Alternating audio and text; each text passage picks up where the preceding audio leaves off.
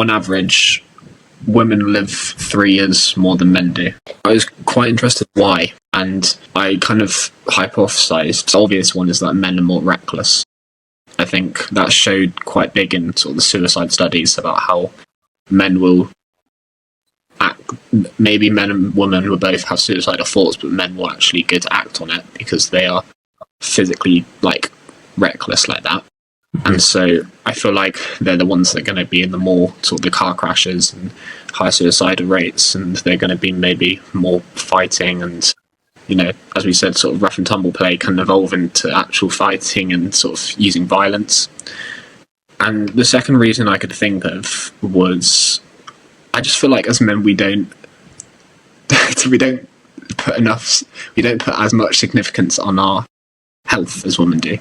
So for example, if I had a period where if I got like ill, but not like crazy ill, just like sort of a medium, let's say I got tonsillitis or something, that kind of level ill,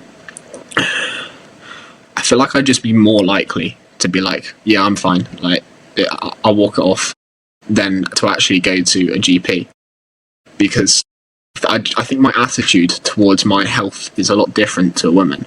I feel like a woman would be more concerned and straight there to a GP.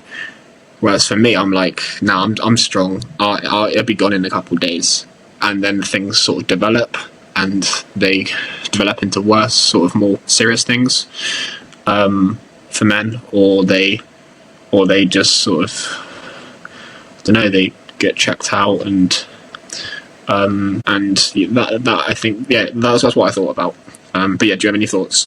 It's one of those discussions where there's no like clear answer. We can go, that's it, that's the truth. You can just kind of play with ideas, and I think you've sort of touched on some good points here. You know, the greater proclivity towards risk-taking behaviour in males is a thing, and that idea that yes, you know, men are more likely to commit suicide, men are more likely to be in road traffic accidents, men are more likely to be involved in homicides, they work more dangerous jobs, those kind of things. Like men are more risky, generally speaking, and that will do a lot for the sort of average lifespan statistics. And maybe your point about getting checked out is more to do with less about male female and more about neuroticism and about the vigilance to threat.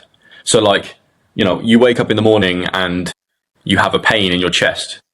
Like, it could be nothing, but it could be something worth checking out. If you're higher in neuroticism, whether you're male or female, you're probably more likely to go get it checked out because you're more vigilant to potential threat. And that's a personality characteristic, and that's found more often in females, just biologically. But that's maybe where that difference in your head comes from. Now, obviously, we've got no data on that. We don't know if that's actually true.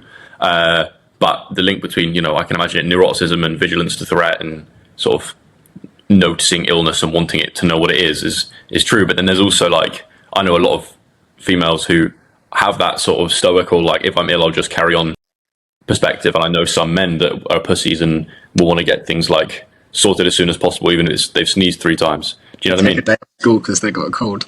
Well, exactly this. Or like, you know, people from training sessions I've been to that just get a little sniffle and they decide they can't be asked. Like, there are levels. So, but it's interesting, isn't it? It is interesting. We'll never know the true answer, but